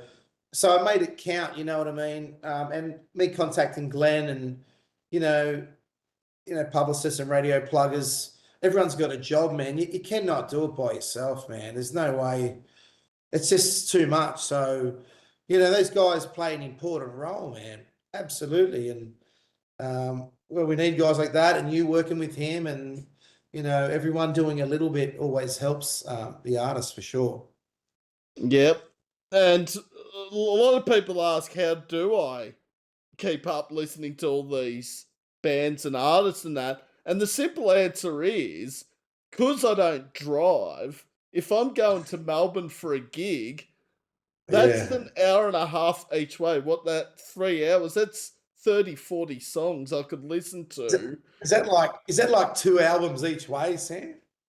Nearly, probably. Yeah. Depending on the Yeah. band or artist, it might be Yeah. 3 albums. Yeah. Yeah, for sure. That's awesome. Look, I see that as a good use of time, man. You know what I mean? And it's funny because when I go to work, I've got an hour drive each way. And but I do so much music business in that 2 hours of driving. It's not funny. It's almost like, you know, there's a strong, more than half of emails and voice to text is happening in the car. And I use that time. It's like 2 hours a day, man. That's so you can get so much done. And even with my writing, you know, I spend that time in the car listening to all the demos and writing lyrics 2 hours a day. That's huge, man. That's a lot of time, music time that you can actually um, get done. And even when you talk about get up, stand up, that song's about that, is about using time that we all, we've all got little bits of time, Sam, an hour here, an hour there, but get up, stand up's about maximizing the time you have to focus on something you love. And it doesn't have to be music, but we've all got a little bit of time during the week, but it's how we use that time and where we focus it on. But get up, stand up is right about that, man, of maximizing time and focusing on the things that you love to do. And it's a bit of a kick in the ass, really. Get up and stand up and get it done is sort of the theme behind that song. Well, I found out a lot about two songs already that I didn't know about: Ballerina Girl and Get Up, Stand Up. I Yeah, mean, yeah. and I think when it got sent through, so that came out probably, the email was, I think, mid-September when Glenn sent it through, and I think I put it straight away on the Spotify playlist. So I might have put Time Has Gone or Change Your Mind. I put something from Neo Stereo after I got that email, and Yeah, cool. I listened to it. I'm just like, yeah, Neo Stereo is going to be on every playlist, as bands are when I get an email or when I interview them. They just go on every week. In the pocket. Yeah. I like that. Well, I like that because every time you play that, I get 0.00002 cents a play, Sam. Thank you so much. No, but it all helps, man. And it's not about money. It's about someone going, man, I like that song. I'm going to save them to my Spotify list. And, I've always thought about that. That's more important to me. Someone adding me on their list or getting played every day, man. That's where it's at. Absolutely. Well, I can tell you also, breaking news, I'm not going to have any songs left to announce that have made this countdown I'm doing at the end of the year, because I've been looking at that. Been looking at that big countdown. That's big. So Neo Stereo have made it in there. I'm not saying where or Really? how many songs, but they are in there. There's going to be no one to put up Listen, on the I actually think list. I actually think I wasn't in there, and you'll feel sorry for me now. You're going to put me in there. No, so it's the top 2,500 best Aussie New Zealand songs of the 2020 so far. I've been doing these funny predicted parts of the countdown, but Neo Stereo are definitely in there between 2,500 and number one. They're definitely in That's there. awesome. I love it. Appreciate that, man. Nice one. Nice one. I actually don't know where you are in the countdown because I haven't actually looked at the list in a couple of days. Yeah. So, but you're Hey, definitely in there. wherever it is, man, I'm okay with that. And there's a lot of competition. Aussie music, man, awesome, man. And you could just go through any of those songs on your list and go, wow, these guys are from Sydney or these guys are from Melbourne. There's that much talent. And it's awesome, awesome to see, man. I suppose we've always had killer bands here, man. Sydney, Melbourne, in Australia generally. It's been some amazing live acts, and must be the Australian sun here, Sam. It's in our DNA to rock out and have a beer, maybe. Uh, Oh, hey, could. Oh, sorry. have you seen this band called Amel and the Sniffers? I have heard of Amel and the Sniffers. Yep. Man, crazy. Love it, man. Amazing. I'd like to see them live, man. It's giving $35,000 to 7 pubs in Melbourne as well. Yeah. That's very, like, Yeah. Well, whatever you is think that of the band, that's this is because the show got cancelled, right? that's what it is. Yeah, and Yes. Are they quite big in Melbourne? they're huge. They're I watched a live show the other day and I'm like, man, look at these crazy guys, man. That's the show that I want to go to, man. That's awesome. It might not be everyone's cup of tea, but I don't know, man. There's a good energy on stage. She's loving it. They're rocking. It's crazy. That's the show you want to go to, man. and there's another topic in conversation is female vocalists in Aussie bands at the moment. Like, they're having a renaissance. There's a whole heap I can think of that most people know the bands I'd be talking about, but like for some reason, especially here in Melbourne at the moment, I can think of probably 10 awesome bands with female vocalists off the top of my head, and it's awesome to Yeah, see. right. Yeah, I mean, I'm a big fan of female vocalists, man. You know, I saw Evanescence last week.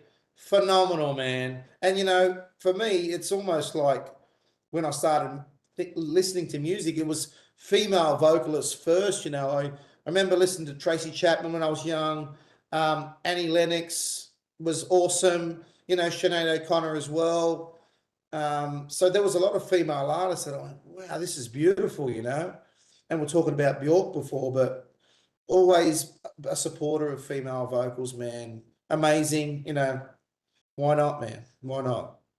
And I remember when Fallen came out from Evanescence, and I was like, who is this band? I mean, Man, they were on fire.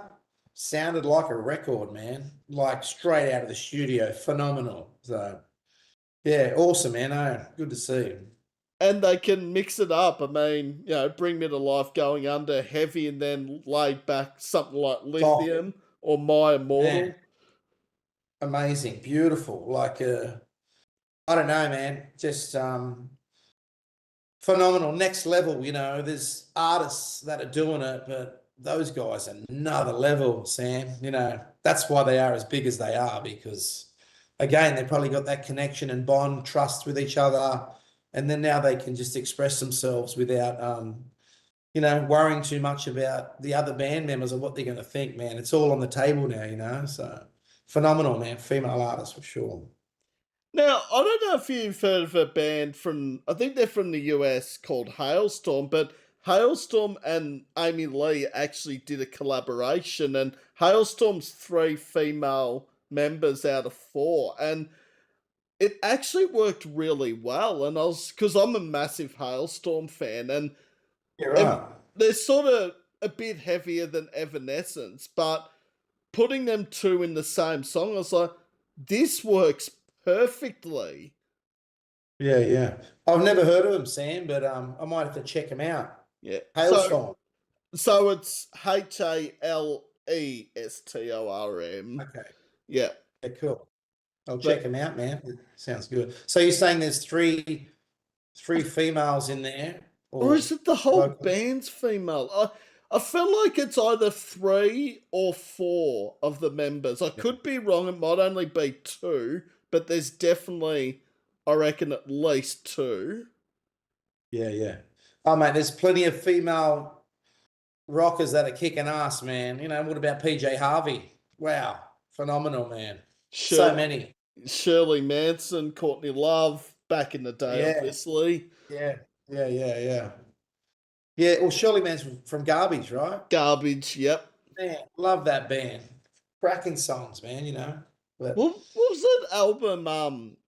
The one that had Vow and that on it. Was that version 2.0? Oh no, that was Push It and that. The album, yeah, with Only Happy When It Rains, Vow. I can't think what it's called off the top of my head, but no, I'm not that sure, mate. I'm not sure. that But yeah, they were album, yeah. cool. And they're touring too in December for Good Things, as are Tool, funnily enough. Garbage is touring. Oh, they're playing Good Things, sorry, with Oh, Tool and doing okay, a cool. couple of Wow. side shows. Yeah, yeah, yeah. Sweet. That might be something to go to, eh? You know? I almost was tempted to go to Good Things just for Tool and Weezer and Garbage, Machine Ah, Head. okay. It's Yeah, almost yeah, yeah. tempting to go now. Yeah, sure, look, for sure. For sure. Well, I've only really got two more questions, Mark, because we've actually covered so much stuff in this interview. It's And good. where would you see yourself as an artist in 5 years' time as Neo Stereo? Man, you know what? I hope to be, and I think I will be, definitely writing in releasing more records for sure. And I just want to sharpen up the live shows, man. Want to be playing a few good shows a year, and that would keep me pretty content for a long time, man. And they don't have to be, I certainly don't need to be traveling all around the world, man. A few nice shows a year, and because there's so much going on in our lives, man, it's so hard to be a touring artist. Can you imagine for a minute, you're leaving your family and you're going to jump in a van and tour around the country? I think it takes a certain person to do that, and I don't think I'm that guy, Sam. But I would if I had to. But I just, in the next 5 years, man, writing, recording singles and albums, and you're playing some shows, man. I'm on a mission for that now. So keep that going. And very achievable goals there as well. Like nothing's too out of No, possibility. Like no way, man. No chance. We can do it. I think spent many years on stage. I feel more natural on stage, and I want to get back to being on stage, man. For me, because I played drums for so long, I was always behind the kit and hiding behind cymbals. So me fronting this now is a little bit scary. I'm a little bit scared about it, but there's something about it I've got to do it, man. I have to do this. It's almost like there's a ticker box, and I need to tick this box. Even though it scares the crap out of me, I've got to do it. And I think, what we talked about before is having a band behind you that's got your back. I think for me, that's important, and that's why the guys that are in my band, they got my back, and I feel more confident getting up on stage there and smashing the set out. So I can't hide behind the drum kit anymore, man. But that's okay. I'm ready to go, man. oh yes, I think I would be a drummer because I get shit scared. Like I would never get up on stage. Like if a band said, "Here, do a mic grab or something," I'd be like standing at the back because I just Yeah. yeah. And a couple of bands have tried it or tried me to do it, and I'm like, no, just Yeah, yeah. Well, you got to give it to the mad front person who's going to front the band and kick ass, man. You've seen some shows, I'm sure. When you see that front man up there, male or female, killing it, that takes some balls, or that takes some guts to perform and unleash, man. And that's pretty cool, man. I admire a good front man. It's something I don't know what type of front man I am, but I like that. You just got to be honest, man, and deliver the message. You know what I mean? So I think I can do that. oh, I think you can easily do it, Yeah. Mark. I think Yeah. I'd need. I think whatever happens, you got to deliver the message, man. Deliver the songs the way you wrote them and deliver the message, and people will get it. I'd probably need about 20 beers in me to do it, but that's another Oh, man. story. That'd be, man, I couldn't think of anything worse. That'd be make worse for me, man. That's one of the things. When I was on stage, I never really, there was no heavy drinking. If I was playing drums, man, I was focused on getting it done. I'd have a beer, but I wouldn't get smashed. That's for sure. And get on stage and perform. I put too much into it to, mess it up and disappoint your band members and things like that. But I just wait till after the show's finished and then get on it. Sam. I think that's a pretty important thing. Not that I'm encouraging drinking, by the way, but Yeah. yeah, I feel like I've seen one or two shows. I won't mention bands or what happened, but there were a few shows I've been to where there's been a person in the band that obviously has had too much to drink, Yeah. and yeah, it's not a good look. No, mate, I've been in those bands and the guitarist is hammered and man, it's just really disappointing, because consider the set's gone, the set's done. You just ruined, man, you just ruined, all that work and effort and one guy's getting effed up and not cool, man. Not No. cool. I don't like that. No. Wait till later, man. Do your set, smash your set out, and then get on it with your friends after and enjoy it. But if I'm performing, man, I'm focused on getting the job done and delivering it, tight. And I've always been a bit of a not a dictator, but focused on music. If I'm going to make music, if I'm going to the studio, I'm always ready to go. If I've got rehearsals, I'm always prepped and just don't want to let anyone down. So and let myself down as well. So No, that's very fair and valid too. Like, yeah, I think, like, it's the same with me. Like, I don't generally drink. Like, I might have one drink at the show, but people that I may not know, but have connections, like they say they can't go to a gig without drinking or getting yeah, hammered. And it's like, I actually want to crazy. remember the gig.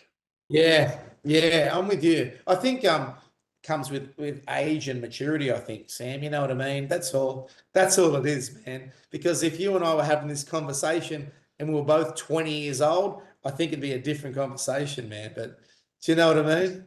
I totally agree. I think if we were Yeah. 21, 22, that would not Yeah. be the answer that I would have given. I would have No, been like, no, I would have no. had like 5 beers by the second band starting. That would be Absolutely. Nailed by the time you're going on is what we should be doing. But I think just comes with maturity and you've been in bands that failed and there's things don't work and you want things to work, man. You want to put on a good performance, man. You want to connect with people. And I think if you're hammered, I don't know. I don't like that idea. But suppose when you're riding, if you're riding, taking the edge off a bit, however you want to do that, is probably good. I've indulged over the years and, expressing myself with, combustible refreshments, Sam. But whatever you got to do, man, just be yourself, man. Whatever you want to do to have clear mind when you're riding. very valid and very true in Yeah. what you're saying from the actual person that is a musician. Sam is obviously not a musician, Oh, but mate. Well, we've all got different ideas, man. It's all cool. and the last question is, what advice would you give to bands and artists starting out, Mark? Man, I think if you're going to get into a band with someone, man, I think you got to like each other, man. We talked about this tonight.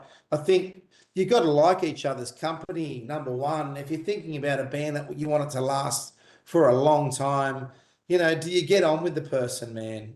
Can you have them over at your house for dinner? I think respecting each other and getting on with each other, man, is so important. Especially if you want it to last and then, build a band around that, man. Especially, and start writing songs together with a guy you don't really know and you don't feel comfortable with. I don't think you're going to get the best results.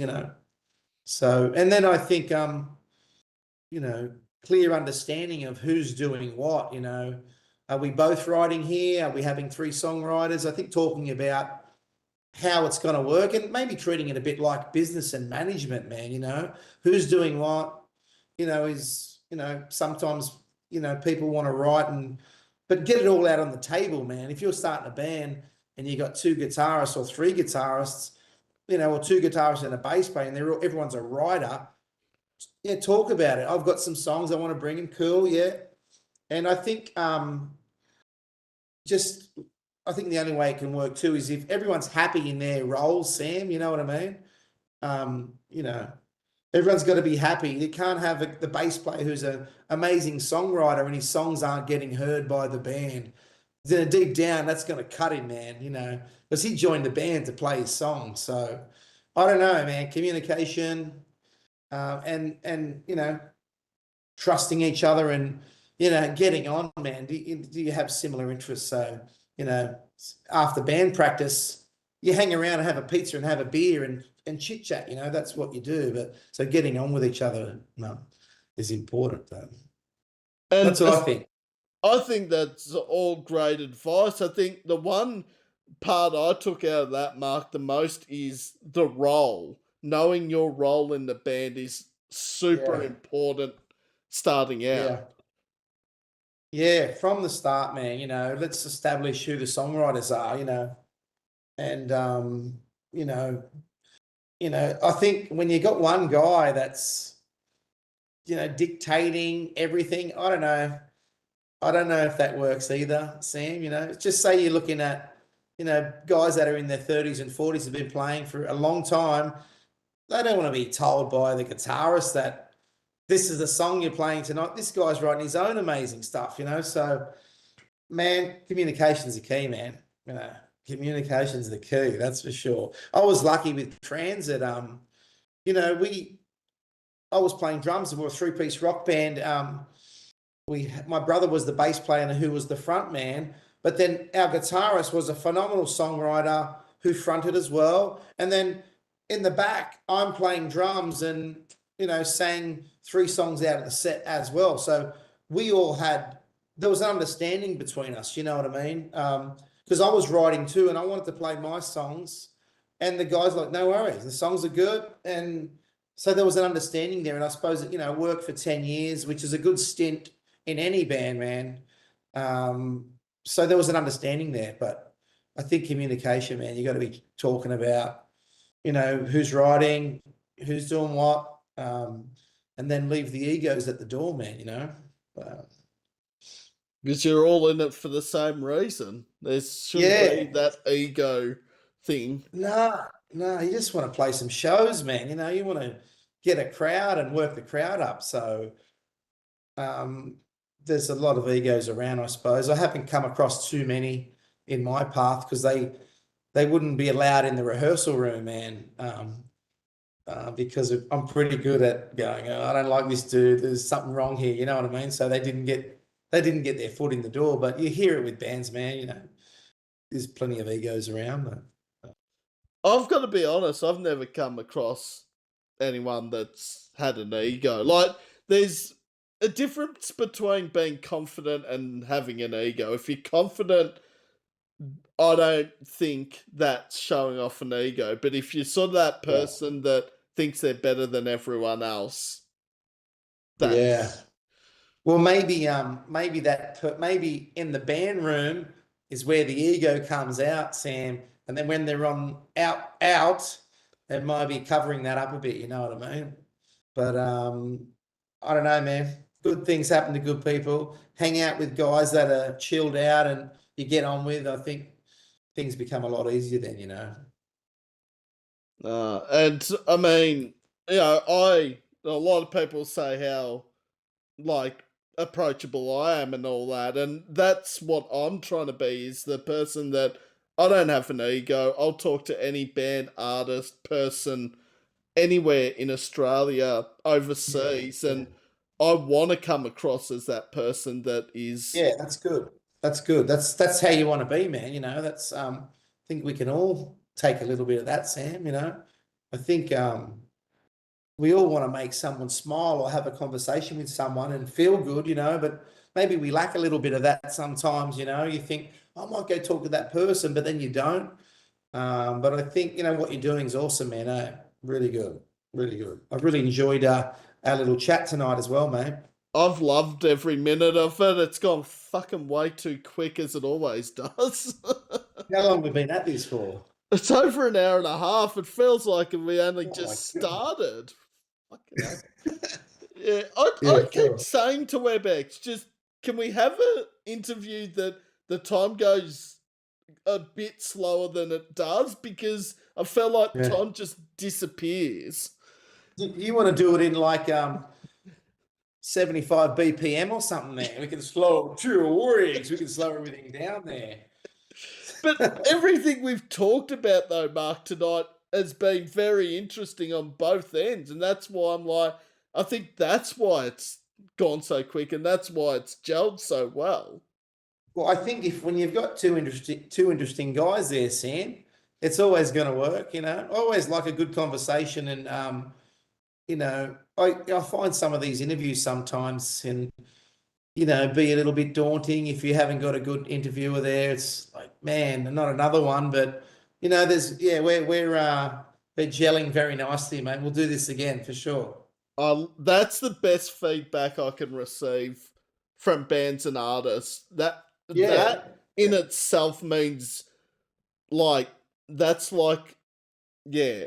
I can't describe when a band says they want to come back, what that actually Well, means. I actually think this is what it's like, Sam. So it's like when I release music and someone says I like it, this is the same for you, man. You know what I Hmm. mean? Because I'm the artist, you're the interviewer, but you know what? I want to come back on your show, man. So it's the same as, there's a good feeling there. You're doing a good thing, and whether it's making music or there's artwork in what you're doing. Absolutely, I think all the out of all the radio interviews that I've had, majority of them aren't that great, man, because the interviewers aren't that great. So, mate, you're in a level of, great interviewers. I can assure you from the last 5 years of interviews that I've had, you are up there, man. Maybe the best that has interviewed me. I'll be honest with you. Well, Yeah. again, how do I describe what that Yeah. means? Like, I don't have any Well, words to describe that.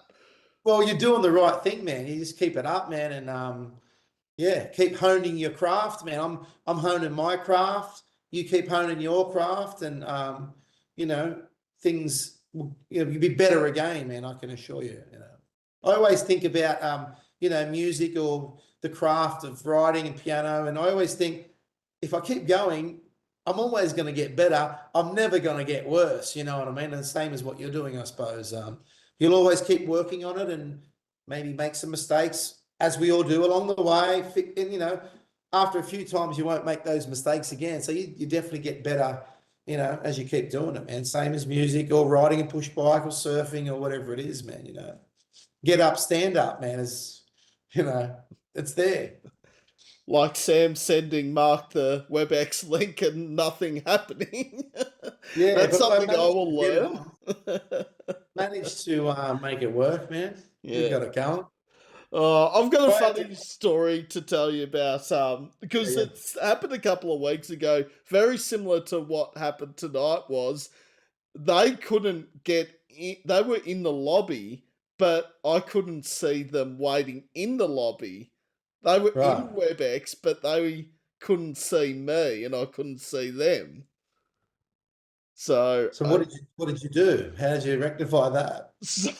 I had to go out of WebEx, create a new meeting, send the link for the new meeting to them to try to get, and then they got through. Yeah, right. So, No, it was a little bit of a challenge for me tonight, that's for sure. I actually had to Google how do I turn my web camera on. That's how old school I am, Sam. I uh, actually, because of my, I got a job and go to work. When I get home, I try and stay off my laptop. I don't want to touch it. I don't want to look at it. Trying to focus on, music, not staring at screens anymore, unless it's a necessity. So well, I had to, when I started this, I actually had to Google how do you host a WebEx meeting because I had yeah, no idea how to do one. And now it's like, yeah, right. oh no, it's not that hard. You schedule Yeah, it, you yeah. send the meeting info. It can work. Yeah. Oh, Technology's crazy, man. Over the top. it is. You got Zoom, you got WebEx, you got Teams, Way Snapchat. over There's the top. so many. Too much for me, man. Too Yeah. much for me, Sam. Give me like a cabin near the water and a fishing rod, and I'll take that. And a piano, an upright piano in nature or a guitar, man. I'll take that any day. Well, out in the, as we said earlier in the podcast, out in nature, out in the outdoors as well. Being Yeah, outside is so good yeah, for yeah, so for many sure. things. For sure. Well, the studio that I go to is on 25 acres, man. And so it's right in the bush, man. So there's a good feeling of being in nature and combining music with it too. I really, nice, peaceful place to go and write. Well, Sam's done all the questions to Mark. Now the tables get turned outside of what I had for dinner tonight. Well, you know what? One of the questions I had for you was, do you play, Sam? Do I you play actually music? don't play an instrument. So that's not good enough, eh? And I'm thinking, why don't you play an instrument? You know, because you're hearing so many bands, and why don't you play an instrument then? That's a very valid question, and it is something I get asked a lot.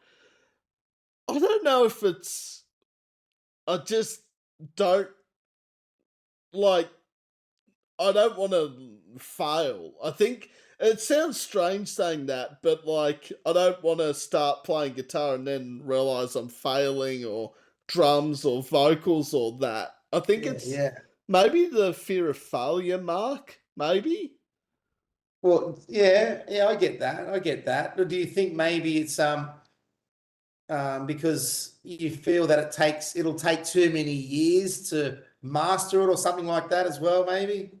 It's probably a bit of the mastering and a few years as well. I feel like it. Yeah. Yeah. Well, I don't know. I think anyone at any age can start playing anything if they want to, you know. So maybe deep down you don't want to, Sam, is maybe the truth, right? That could be the truth. I think though the instrument behind you, Mark, in your house is what I'd play if I was to play an instrument in You talk about drums. the Yep. drums, yeah, Because yeah, some of my favourite musicians here in Australia and overseas are drummers, and I mean Dave Grohl's a perfect example of that in Nirvana and other bands, crazy, yeah, and yeah. Lars Ulrich, obviously. Lars phenomenal. I love the drums, man. I think something about the drums, and you know, I talk to my son about the drums. There's something innate about that tribal drum sound, man. And you know, did it happen? You know, thousands of years ago when they were just, you know, having skins over. There's something, you know, wherever you are, wherever you go, if you hear someone playing some congos or some bongo drums or any drums, there's something that hits us in the ear, and we're like, where are the drums, man? I've got to find the drums, you know? So for me, drums have always been deep in the soul, man. And I'm thinking it's from, you know, when we were caveman. I don't know, back in those times of tribal drums, man. But yeah, I always found it. I love getting on the drums, man. When you're stressed out and not feeling, you know, you feel some anxiety or general stress, man. Get on the drum kit, smash it out for half an hour, and it's invigorating, man. I've always had that feeling, man. So you know, easy one to play, I think. But I really like that question because I think some people do wonder why, like, I love music so much. The question why I don't play an instrument. Yeah. No, you know, I've met heaps of guys like that that love music and will tell you all about it. And I always say, do you play? I'm like, man, you should play because you know so much about music, but you don't play.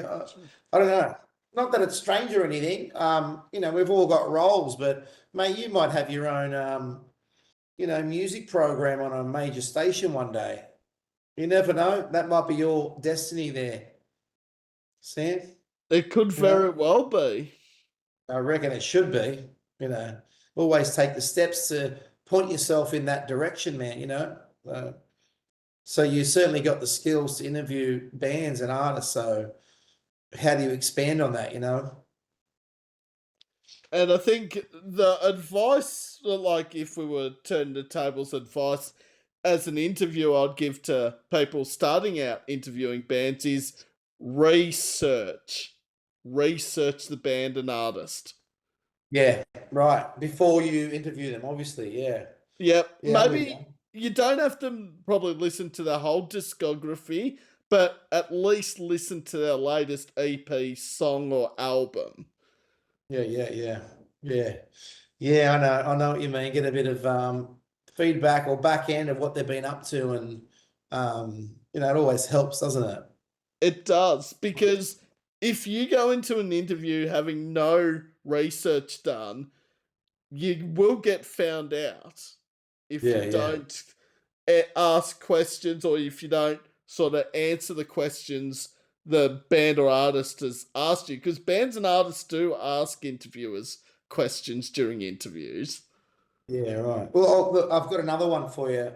So I only had two questions for you, but so at what point did you start this? At what point did you say, you know what, I'm going to start interviewing bands and start my own podcast? And where was the turning point there for you, Sam? I I get asked this every week, and I never, ever, ever get sick of answering this. The only thing I ever get sick of mentioning, it always has to do with that damn pandemic that happened in the early 2020s that this Yeah, came right. about. Is that So, what happened? Yeah, right. well, that was one positive out of COVID. I can't believe I just said there was a positive out of COVID. But the radio station I used to work at did I used to do a alternative metal show, and due to the pandemic, unfortunately had to close down during lockdown. So I had to think outside of the box of what I'm going to do for 2 to 3 Yeah, months. And yeah, right. I listened to a podcast that a friend had done on SoundCloud, like as a test run to see would I enjoy it if I listen to someone else's. And I'm like, I can do that, I reckon. Yeah, cool. Good. But the Uh, thing, and that- oh, sorry, you go. no, I was going to say, and so it started from that point. You thought, I can do that. You know, that's awesome. And originally, as strange as this sounds, the podcast, the audio one, was going to be more focusing on playing bands' music off Bandcamp or through PR that have set the music through. And then a mate goes, "Why don't you interview us?" I'm Yeah, like, right. okay. I wasn't Yeah, expecting to hear that. And then that's good. from that, I'm just like, now I can't see a podcast outside of interviewing bands or artists. And I love interviewing anyone. And I've done, what, 4 years now. Yeah, wow, 4 years on. Man, that's awesome. So And where do you see yourself in another 4 years, Sam? I actually don't know. And I'm sort of excited to see where I'm going to be in Yeah. 4 years' time. Maybe interviewing a international band, Yeah, maybe. yeah, yeah, cool. Who knows? Maybe one of the bands that you've interviewed will become international, you know. That might be your key there, is one of the bands that you're working on and pushing, something might happen to those guys, and that could be you're in there to expanding what you're doing, man, you know. I really hope that happens, and I can see a few that are about to break into the scene and become big, Yeah. both here Big. in Australia and overseas. And Yeah, I, yeah. Good. I think the thing that I always remember is that if that band was to become huge, I could look back on this in 10 years' time and say, before that band became big, they sat down on my podcast and chatted Yeah, to me. that's yeah. Yeah. Well, that's I think you got to have those ideas in your head, man, and in your mind, and project that idea of something grand, you know, for yourself, man. I think that's where, you know, dreams can happen, man. If you see a picture of where you want to be, man, and you work at it, you can definitely achieve that, man. And the other thing is, sort of similar to what you were saying earlier about numbers and all that. I think a lot of people do ask, oh, is it about the numbers with the YouTube channel? I'm like, again, I do take notice of the numbers, but it's more about, am I enjoying it? Is the band or artist on the other end enjoying it? That means Yeah. more than what views and numbers would mean. Yeah, I'm with you, man. I'm definitely with you on that one. I think yeah, people got to enjoy what they're doing, whatever it is. Numbers are numbers on a screen, man. Did you have a good time? I know I did, man, and I think all the bands that you're getting on, they want to be interviewed by you. because I think you're touching all the bases there. You know what I mean? Having a good chat about, it's hard. How do you sum up your music career in 30 minutes, man? Even sometimes, well, most of the time, these radio interviews are 5 minutes. So you Oh, feel like sometimes it's a bit of a waste of time, um, you know, but conversations like this are certainly worth every moment, man. So thank you for having me on tonight, mate. well, this is the only negative of any interviews that I do is I don't like when the conversation has to end. That's the only Man, thing I don't like about it. mate, I'm exhausted from this, Sam. I've got to shut it down now, man. Because But listen, honestly, Mark, like all the interviews I've done, I've had an absolute ball getting to know a bit about Neo Stereo and yeah, thank you, man. how you got into the music scene. And I can say this right here, right now. Neo Stereo, Mark, are welcome back on any time in the future. Mate, I'll see you in the new year, mate. My next single or album release, we'll be chatting again. I can't wait for it. I can't wait to see what the future holds as well because For both of us, Sam. For both of us, mate. absolutely. And I will continue to support Neo Stereo and share your music, stream it, play it, do all that. Thanks, man. I'm a supporter. I'm a fan of yours now too, mate. Thank you. No, Thank you. Thanks for having me. anytime. And just before we go, you can Yeah. find Neo Stereo, Mark Cassius on social media. Yeah, you can find me on Instagram, Neo Stereo One on Insta, or Neo Stereo on Facebook, man. You can find me there, and I'm always sending messages back to people. If you can send me an email as well through there, a message, or I'm always here to support music, and especially people liking my music. So, Seb, thanks for having me tonight on this awesome podcast of yours, man. Oh, I've had Appreciate a it. ball, Mark, and once I watch it back, I'm nitpicky, not on visual and all that. I'm nitpicky on how many times have I said the wrong word or scratched my nose or Yeah, done it's all so that. good. I don't think any of us said a bad word, but No, bar those F bombs that you dropped earlier on, man. But really because I good, man. I Enjoyed do it. watch back and I look at it. I'm like, oh, Sam, stop scratching your head or stop scratching your nose. What are you Oh man, doing? good. Good job. Good job, man. But yeah, I'll send you the link tomorrow, and I'll put the Spotify playlist up tomorrow as well with Get Up, Stand Up, Change Your Mind, Ballerina Girl, a couple other songs as well. Sounds good, man. Thank you. No worries at all, Mark. Well, you enjoy the rest of your Tuesday night, and we'll stay in Yeah. touch, as they say. Thanks, man. Talk No soon. worries. Catch up. See you, Sam. Ciao. See ya. Bye. Bye.